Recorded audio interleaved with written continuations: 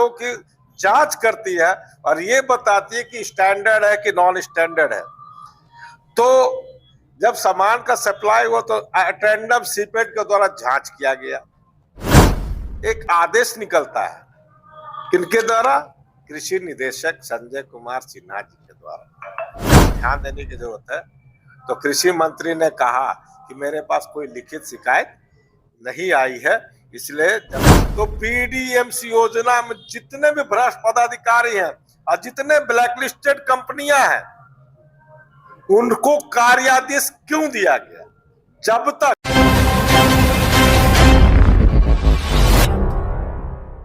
के किसी विभागों में जो है एक बहुत बड़ी गड़बड़ी की जो है आशंका जताई जा रही है। ये गड़बड़ी की आशंका जो है सीपीआई नेता अजय सिंह के द्वारा लगाई जा रही है। आपको पीडीएमसी जो है उस विभाग को श्वेत पत्र जारी करने की मांग जो है सीपीआई के नेता लगातार करते आए हैं। आपको बता दें, इनका साफ कहना है कि 18 कंपनियों को ब्लैकलिस्टेड कर दिया गया, फिर भी वो कंपनियां यहाँ पर जो है काम कर रही है। इन तमाम मुद्दों को लेकर के हम सीपीआई नेता से भी जुड़ने वाले हैं। आखिर क्या कुछ मामला और कैसे इसमें गड़बड़ी हो रही है, चलिए जुड़ते हैं। सबसे पहले तो ये बताइए कि जिस तरह से आप आरोप लगा रहे हैं, जिस तरह से कृषि विभाग में उच्च अधिकारियों पर जो है उसकी मनमानी नहीं हो रही है और नीचे के पदाधिकारी जो है वो कार्य कर रहे हैं, आखिर क्या कुछ आप किस बेसिस पे कह रहे हैं? चंदन जी, आपने बहुत ही गंभीर मुद्दा को उजागर करने के लिए आपने हमसे बात रखी है। ये बहुत ही गंभीर मसला है। मसला गंभीर इसलिए मैं बोला कि देश का अन्नदाता जो अन्नदाता है उसके साथ यहाँ के सरकार और यहाँ के जो कृषि विभाग में पदाधिकारी हैं उनके द्वारा किसानों को ठगने का काम किया जा रहा है। मैं ठगने का इससे इस्तेमाल कर रहना चाहता हूँ, इसलिए कर रहा हूँ ठगने का सवाल कि जो भी योजनाएं हैं, जैसे एक बहुत ही बृहद योजना आई थी, अभी है, चल भी रही है, पीडीएमसी पर ड्रॉप मोर क्रॉप। मतलब ये एक योजना ऐसी योजना थी जो किसानों को कम पानी में अधिक से अधिक फसल कैसे उपजाने की योजना जो है केंद्र और राज्य सरकार की मर्जी से चलाई जा रही थी। किसानों का डेवलपमेंट, ये खरीफ फसल, नकदी फसलें जिसको कहते हैं, उसमें ये इस्तेमाल होती थी। लेकिन मैंने कहा कि पीडीएमसी योजना काफी अच्छी योजना लागू की झारखंड में, लेकिन आप देखेंगे कि इसमें लगातार गड़बड़ियां पाई जा रही है। 2022 के बाद जितने भी पीडीएमसी योजना में कार्यरत कंपनियां हैं जो किसानों को चिन्हित करके अपना उपकरण बांटते हैं, मतलब पीडीएमसी में एक उपकरण जो सरकार जो है चयनित करती है किसानों को, उन किसानों को 90% सब्सिडी पर वो कुछ आइटम्स अवेलेबल उनको सिंचाई की स्वच्छ प्रणाली में सीपेट का वो सामान उपलब्ध कराते ताकि पर ड्रॉप मोर क्रॉप में किसानों को सहायता मिले। लेकिन मैं इसलिए बार बार कह रहा हूं कि जिन जिन कंपनियों को यहाँ काम दिया गया, कम से कम कृषि निदेशक विभाग में 42-43 कंपनियां रजिस्टर्ड हुई पीडीएमसी योजना में कार्यान्वित करने के लिए। 42-43 कंपनियां रजिस्टर्ड हुई। उन सब रजिस्टर्ड कंपनियों के अलावा और कई लोग किसानों के सवाल पर लेके काम करते हैं। लेकिन बहुत ही महत्वपूर्ण घटना ही घटी कि कुछ ऐसी कंपनियां जिन्होंने पीडीएमसी योजना में किसानों के बीच में उपकरणों का वितरण कर दिया, सामान वितरित कर दिया गया और किसानों के बीच में चला भी गया, लेकिन वो जो सामान दिया गया तो उसके लिए एक जांच एजेंसी नैपकोस और CIPET, central institute of petroleum and plastic engineering technology, CIPET मैं इसलिए कह रहा हूं कि सीपेट जो है सेंट्रल जो institute of plastic engineering technology, जो प्लास्टिक के उत्पादों की जांच करती है और ये बताती है कि स्टैंडर्ड है कि नॉन स्टैंडर्ड है। तो जब सामान का सप्लाई हुआ तो अटेंडम सीपेट के द्वारा जांच किया गया। सीपेट ने जांच में पाया, कई जिलों में उन्होंने पाया, जब वो सीपेट जांच करने की तो उन्होंने जब मानकों को तय किया, रैंडम जांच में बोला, अचानक जिसको बोलते हैं जाके जांच करने की, जब उन्होंने रैंडम जांच पाया तो उन्होंने लिखा कृषि निदेशक को कि इनके सामान जो है, इन कंपनियों के सामान, लिस्टेड कंपनियों के नाम, मैंने नाम भी आपको बताया कि भारत एग्रो है, कई पॉलीवर्स है, 13-14 ऐसी कंपनियां हैं जिनको उन्होंने लिखित दिया सीपेट ने कि इन कंपनियों का सामान जहां भी गया है नॉन स्टैंडर्ड, मतलब जो इस नॉन स्टैंडर्ड कम गुणवत्ता वाली सामान इन्होंने बांटा है। तो जब नॉन स्टैंडर्ड हो गया तो उस समय के जो तत्कालीन कृषि निदेशक थे संजय कुमार सिन्हा जी, उन्होंने जब रिपोर्ट आई तो उन्होंने 1 सितंबर को उसको ब्लैक लिस्टेड घोषणा का काम किया, ब्लैक लिस्टेड घोषित कर दिया। 2023 में ब्लैक लिस्टेड उनको घोषित कर दिया कि ये कंपनियां ब्लैक लिस्टेड हो गई। लेकिन आप देखिए कि 4-5-6 दिन के अंदर में ही जितने कंपनियां ब्लैक लिस्टेड थी, 9 सितंबर को एक आदेश निकलता है, किनके द्वारा? कृषि निदेशक संजय कुमार सिन्हा जी के द्वारा। वो भी आदेश क्या निकलता है? तार्किक आदेश।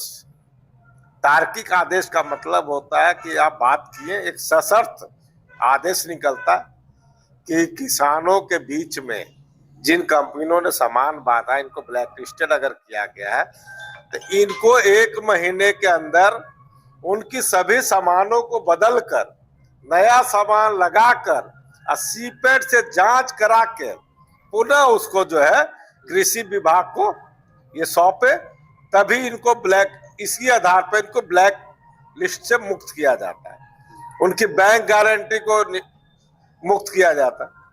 तो सवाल है कि 7-8 दिन में क्या कोई पूरे झारखंड में जो काम कर रही है कंपनियां, पूरे झारखंड के किसानों के बीच वो सशक्त रखा, तो क्या 8 दिन में उन्होंने बदल दिया? अगर बदल दिया तो फिर 2 महीने के बाद ही, ठीक दिसंबर के महीने 12 या 13 दिसंबर को कृषि निदेशक के ऑफिस से फिर उन्हीं कंपनियों के खिलाफ निकलती है कि इनके सामान को नॉन स्टैंडर्ड पाया गया था, इनका जांच सीपेट से करा के हमें सुपुर्द किया जाए। तब मैं ये कहता हूं कि 3 महीने, जब 1 महीना का समय नवंबर, उनको सितंबर में समय दिया गया, अक्टूबर पार हो गया, नवंबर में, फिर दिसंबर में पुनः क्यों आदेश निकालना पड़ा? अगर गड़बड़ी नहीं किए होते तो फिर कृषि निदेशक को नहीं निकालना पड़ता आपको दिसंबर में क्या आदेश की इनकी फिर कंपनियों की जांच करके रिपोर्ट दिया जाए। तो आप सोच लीजिए कि अफसरशाही कितनी गंभीर है कि उन्होंने उस आदेश को भी धत्ता बता दिया, कोई जांच रिपोर्ट सौंपी नहीं गई। फिर मार्च के महीने में कृषि निदेशक बदल जाते हैं, ताराचंद जी उसके बन जाते हैं कृषि। उन्होंने भी लिखा 3 मार्च महीने में लिखा कि ये कंपनियों का, माने ब्लैक लिस्ट है, इन कंपनियों का सामान नॉन स्टैंडर्ड पाया गया है, इसलिए इन कंपनियों की पुनः जांच करके हमें रिपोर्ट सौंपी जाए। लेकिन आज तक ना कोई रिपोर्ट दिया गया, जनता को सुपुर्द किया गया है, और ना ही किसानों का सामान का रिप्लेसमेंट किया गया है। आप सीपीआई पार्टी क्या कुछ स्टैंड रहेगा? सीपीआई पार्टी इस तरह का जो धोखाधड़ी कृषि क्षेत्रों में हो रही है, ऐसे में आप लोग क्या कुछ रणनीति तय रहेगी? देखिए, मैंने रणनीति के तहत, मैंने कृषि मंत्री, मैंने अखबार में ऐसे एक बार बोला कि कृषि मंत्री जी को इन सब चीजों, योजनाओं पर ध्यान देने की जरूरत है। तो कृषि मंत्री ने कहा कि मेरे पास कोई लिखित शिकायत नहीं आई है, इसलिए जब तक मेरे पास लिखित शिकायत नहीं, मैं कोई कार्रवाई नहीं कर सकती। और इस तरह का जो कार्य हो रहा है सब जगह, तो हाँ चंदन जी, फिर मैं वही बात पर आ रहा हूँ। तो कृषि मंत्री ने कहा, तो मैं उनसे मिलने गया, उन्होंने बोला आइए, तो क्या डॉक्यूमेंट्स है, मैंने उनके पास गया, उन्होंने डॉक्यूमेंट्स लेने से इनकार कर दिया। तब मैंने डॉक्यूमेंट्स पूरा माननीय मुख्यमंत्री का, जो सूचना मुख्यमंत्री सचिवालय में जो वहां पर कार्रवाई होती है, वहां पर मैंने इसको जांच के लिए सरकार को लिखा।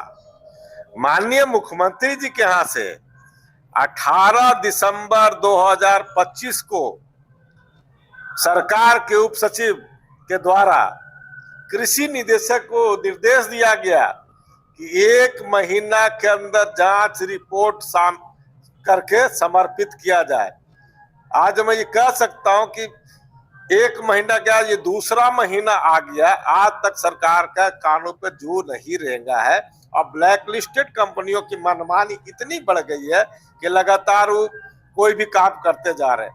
मैं यही नहीं कर रहा, मैं ये व्यक्त कर रहा हूं कि मैंने ये जो कि पीडीएमसी योजना केंद्र सरकार की योजना है, उनको भी मैंने लिखा। वहां के मुख्य कृषि मंत्रालय के पीडीसीएम राहुल चौधरी, वहां जो अवर सचिव है, उनको भी मैंने लिखा। उन्होंने कहा कि मैं पुनः जांच कराऊंगा। तो सवाल है कि झारखंड के किसानों के साथ कितना धोखाधड़ी आप कीजिएगा। आप लगातार किसानों को ठगने का काम कर रहे हैं। और माननीय कृषि मंत्री कहती है कि हम झारखंड में किसानों का हितैषी है। तो मेरा तो साफ करना, अगर आप झारखंड के किसानों की हितैषी हैं तो पीडीएमसी योजना में जितने भी भ्रष्ट पदाधिकारी हैं और जितने ब्लैकलिस्टेड कंपनियां हैं, उनको कार्यादेश क्यों दिया गया? जब तक कि उनके कामों का जांच करके सीपैट द्वारा नॉन स्टैंडर्ड सामान को स्टैंडर्ड सामान नहीं घोषित किया जाता था, तब तक उस पर बैन लगना चाहिए था। दूसरा चीज मैं ये कह रहा हूं, तार्किक आदेश सशर्त होता है। तो जब नहीं हुआ एक महीने के अंदर में काम, तो उसी तब ब्लैक लिस्टेड कंपनियां हो जानी चाहिए थी। लेकिन नहीं, यहाँ पर एक बहुत बड़ा खेल चल रहा है। खेल क्या चल रहा है? वहां के कुछ ऐसे पदाधिकारी हैं जो आप देखेंगे 2012 के एसीबी घोटाले में भी है। वो एसीबी ने उन पर जांच बैठा के रखी है।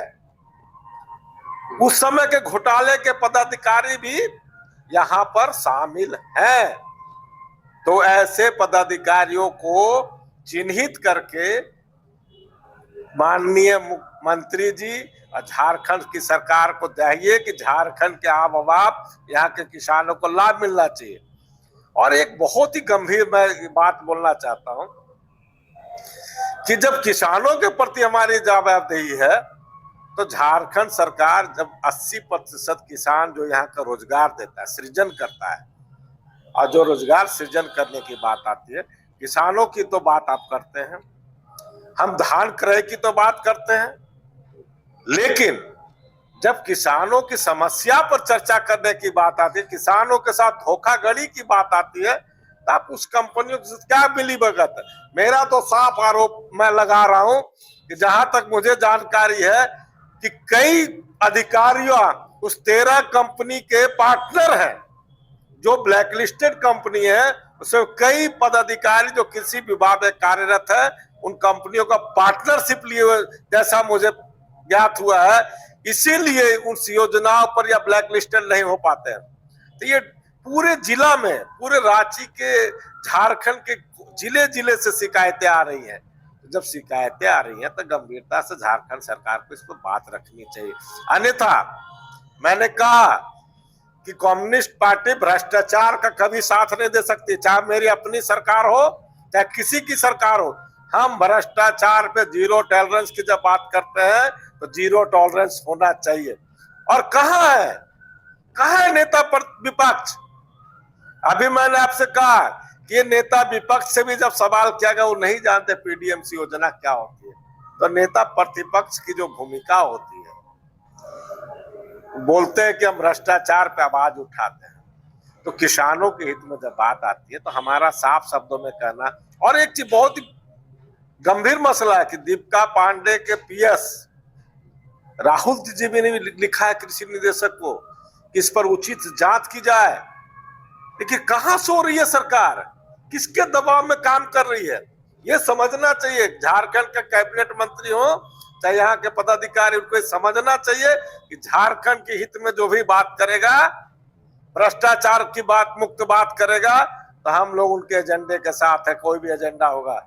लेकिन अगर भ्रष्टाचारियों को पनाह देने का काम करेंगे तो हम उठ के सड़क पर उतर कर एक पुरजोर आवाज उठाएंगे। और पीडीएमसी योजना में जो भ्रष्टाचार चल रहा है उसको उजागर तो आज हो चाहे कल हो, कोई भी उसको नहीं बचा सकता है। ये हमारा दावा है कि कम्युनिस्ट पार्टी जिस भी आंदोलन के लिए तैयार है और किसानों के हित में लगातार आंदोलन करने के लिए बाध्य होंगे। जी बिल्कुल, जिस तरह से किसान देश की रीढ़ की हड्डी होते हैं, ऐसे में अगर किसी क्षेत्रों में गड़बड़ी हो रही है तो ये सबसे बड़ी बात है। और चूंकि सीपीआई ने साफ कह दिया है कि पीडीएमसी के अगर श्वेत पत्र जारी नहीं करते हैं सरकार, तो इसमें कहीं ना कहीं हम लोग के बीच द्वारा जो है एक आंदोलन भी किया जाएगा। ऐसे ही तमाम खबरों की बने रहे न्यूज रांची मेल के साथ। मैं चंदन, धन्यवाद।